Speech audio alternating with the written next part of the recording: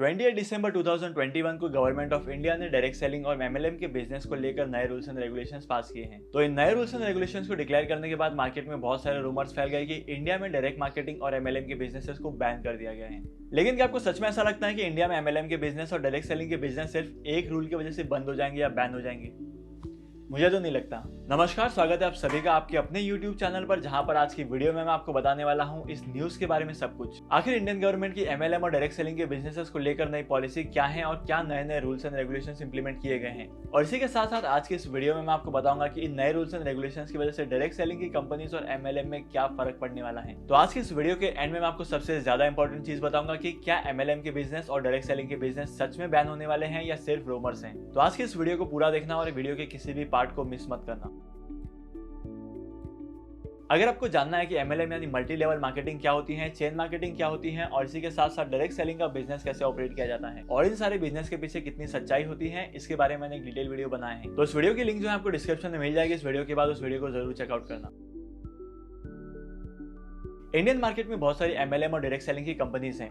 अगर इनके एडवांटेजेस और डिसएडवांटेजेस की बात की जाए तो इनके एडवांटेजेस और डिसएडवांटेजेस काफी हैं। तो इन चीज के एडवांटेजेस होने की वजह से गवर्नमेंट इसको पूरी तरीके से बैन नहीं कर सकती है, लेकिन यहाँ पर कुछ नए रूल्स एंड रेगुलेशंस इंप्लीमेंट किए हैं। आपको एक राज की बात बताता हूँ, ये जो रूल्स एंड रेगुलेशंस गवर्नमेंट ने 28 दिसंबर को इंप्लीमेंट किया है ना, ये कोई नए रूल्स एंड रेगुलेशंस नहीं थे। ये पहले से नए रूल्स एंड रेगुलेशंस के लिए ड्राफ्ट फाइल किया गया था, लेकिन गवर्नमेंट ने 28 दिसंबर को इसको अप्रूवल दिया है। यहाँ पर कोई ज्यादा बड़ी बात नहीं है। तो सबसे पहले ये भी देख लेते हैं कि वो कौन कौन से रूल हैं जिसमें चेंजेस किए गए हैं और जो नए नए रूल्स इंप्लीमेंट किए हैं। सबसे इंपॉर्टेंट बात, इन नए रूल्स एंड रेगुलेशंस को इंप्लीमेंट करना है हर डायरेक्ट सेलिंग कंपनीज को, हर एमएलएम कंपनीज को विद इन 90 डेज। मतलब इनके पास 3 महीने का टाइम है और 3 महीने के बाद से इनको इन रूल्स को अप्लाई करना है। तो देखते हैं कि क्या रूल्स है, पता चल जाएगा। जैसे कि आप स्क्रीन पर देख सकते हैं कि सबसे पहला रूल बहुत बेसिक है। अगर डायरेक्ट सेलिंग कंपनीज की वजह से किसी कस्टमर्स को प्रॉब्लम आती है तो इसके लिए लायबल जो होंगे वो डायरेक्ट सेलिंग कंपनीज होगी। अगला रूल भी कंपनी के कंप्लेन से रिलेटेड है। अगर किसी कस्टमर की कंप्लेन आती है कंपनी के पास तो विद इन 30 डेज को सॉल्व करना पड़ेगा, और अगर 30 डेज से लेट हो जाता है तो कस्टमर को ये भी कहना पड़ेगा कि आखिर लेट क्यों हुआ है और इसी के साथ साथ आपकी प्रॉब्लम सॉल्व कैसे हुई है।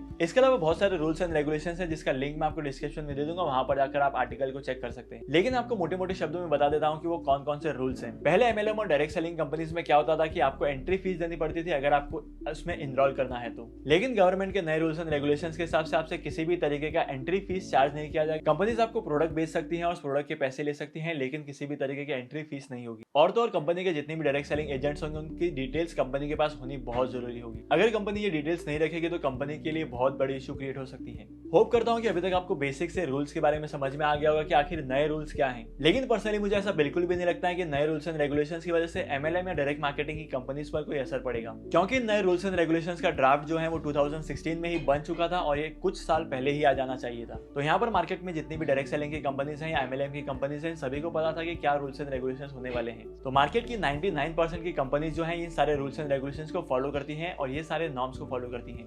तो इन नए रूल्स एंड रेगुलेशंस का इन कंपनीज के बिजनेस पर कोई असर नहीं पड़ने वाला है और ज्यादातर कंपनीज के बिजनेस एज यूजुअल चलते जाएंगे। कंपनी अपना प्रोडक्ट आपको देगी और आप किसी और को देंगे और उस प्रोडक्ट की फीस लेंगे और इसी के बेसिस पर आपको आपका कमीशन भी मिलेगा। तो ये चेंज जो है वो कंटिन्यू होते जाएगी और यहाँ पर किसी भी तरीके का प्रॉब्लम नहीं आएगा। एग्जांपल के तौर पर इंडियन गवर्नमेंट कहती है कि डायरेक्ट सेलिंग कंपनीज कभी भी किसी भी एजेंट से इनरोलमेंट फीस नहीं ले पाएगी। ऐसा करना इन कंपनीज के लिए मना है। लेकिन मैं आपको एक रियलिटी बताता हूँ, जब कभी भी आप किसी भी डायरेक्ट सेलिंग कंपनीज में जाएंगे या नेटवर्क मार्केटिंग कंपनीज में जाएंगे या एमएलएम की कंपनीज में जाएंगे, वो कभी आपसे इनरोलमेंट की फीस नहीं लेते हैं। ये लोग क्या करते हैं कि आपको अपना प्रोडक्ट देते हैं और उस प्रोडक्ट के पैसे लेते हैं। उस प्रोडक्ट के पैसे थोड़े बहुत ज्यादा भी हो सकते हैं, लेकिन उस प्रोडक्ट के पैसे लेते हैं और यहीं से इनको पैसे मिलते हैं। तो यहाँ पर ये लोग इनरोलमेंट फीस बिल्कुल भी चार्ज नहीं करते हैं। तो अब मैं आपको ये भी बता देता हूँ कि नए रूल्स एंड रेगुलेशंस का इन कंपनीज पर क्या इंपैक्ट पड़ेगा। मैंने आपको पहले ही बता दिया है कि इन कंपनीज के ऊपर ज्यादा इंपैक्ट नहीं पड़ेगा। मार्केट में जितनी भी कंपनीज है उनमें से 90% कंपनीज जो है वो एज यूजुअल चलेगी, क्योंकि इनके पास एक जेन्युइन प्रोडक्ट है और इसी के साथ साथ लाइसेंसेस वगैरह भी सबने लेके रखे, क्योंकि इन सभी के पास अपना एग्जिस्टेंस है, अपना रजिस्टर्ड ऑफिस है। इसी के साथ साथ बहुत सारे ऐसे चीजें हैं जो फॉलो होनी चाहिए। तो आपको क्या करना है ये भी बता देता हूँ। डायरेक्ट सेलिंग या नेटवर्क मार्केटिंग में जितनी भी कंपनीज है, मेरे अपने ओपिनियन से तो मुझे ऐसा ही लगता है कि सारी की सारी कंपनीज फ्रॉड है, क्योंकि अगर कंपनी का प्रोडक्ट जेन्युइन होता तो कंपनी सीधे मार्केट में लेकर आती। और एक चीज मैंने इससे पहले वाली वीडियो में भी बताई थी और अब भी बताता हूँ कि जब कभी भी आप नेटवर्क मार्केटिंग कंपनी में जाते हो, डायरेक्ट सेलिंग कंपनीज में जाते हो, तो सबसे ज्यादा प्रॉफिट जो होता है वो टॉप लेवल वाले को होता है। मतलब आप किसी के रेफरेंस से जाते हो और आपके रेफरेंस से कोई जा रहा है, आपके नीचे आपने चेन बना ली है, तो वहां पर आपका प्रॉफिट कमाना काफी मुश्किल होगा और इसी के साथ साथ आपके साथ फ्रॉड होने का चांस ज्यादा होता है, क्योंकि इससे पहले बहुत सारी नेटवर्क मार्केटिंग और डायरेक्ट सेलिंग कंपनीज में बहुत सारे फ्रॉड्स हुए हैं और इन कंपनीज में जितने भी लोग ग्राउंड लेवल पर थे सारे के सारे लोगों को बहुत बड़े बड़े लॉसेस हुए हैं। तो सबसे पहली चीज आपको ये करनी है कि इन कंपनीज पर आपको बिल्कुल भी ध्यान नहीं देना है। तो इन कंपनीज में अपनी सेविंग्स का इन्वेस्टमेंट्स करने से अच्छा ये होगा कि आप अपनी स्किल्स को डेवलप करो और उसके बेसिस पर कुछ नया काम करो। हो सकता है कि आपके साथ काम करने वाला या आपका दोस्त या आपका कोई रिश्तेदार आपको एनकरेज करे इन कंपनीज में इन्वेस्टमेंट्स करने के लिए, लेकिन ये सारी चीज करने से पहले आपको वेरीफाई करना है और आपको 10 बार 12 बार क्रॉस चेक करना है कि ये कंपनी कैसी है और यहाँ पर इन्वेस्टमेंट्स करना है या नहीं करना है। मेरा पर्सनल ओपिनियन मैं आपके साथ शेयर करता हूँ कि इन कंपनीज में इन्वेस्टमेंट्स आपको बिल्कुल भी नहीं करना चाहिए, इन कंपनीज के प्रोडक्ट को सब्सक्राइब बिल्कुल नहीं करना चाहिए। इससे बेटर तो ये होता है कि आप मार्केट में जाए और आपके मनपसंद के प्रोडक्ट्स बाय करके लाए, जो कि डायरेक्ट सेलिंग के प्रोडक्ट से काफी अच्छे होते हैं। तो आज के इस इंपॉर्टेंट वीडियो को यहीं पर खत्म करते हैं। होप करता हूं कि आज के इंपॉर्टेंट वीडियो से आपको इस लेटेस्ट अपडेट्स के बारे में पता चला होगा। अगर आपको आज के इस वीडियो का कंटेंट वैल्यूएबल लगा है तो आज की इस वीडियो को लाइक करना, शेयर करना और इसी के साथ साथ अगर आपके आसपास में, आपके कलीग्स में और आपके फ्रेंड्स में अगर कोई डायरेक्ट सेलिंग के बिजनेस में काम करता है या ज्वाइन करने वाला है तो उसके साथ भी इस वीडियो को जरूर शेयर करना। और इसी के साथ साथ हम लोग मिलेंगे अगली वीडियो में नए टॉपिक के साथ, एक इंटरेस्टिंग टॉपिक के साथ।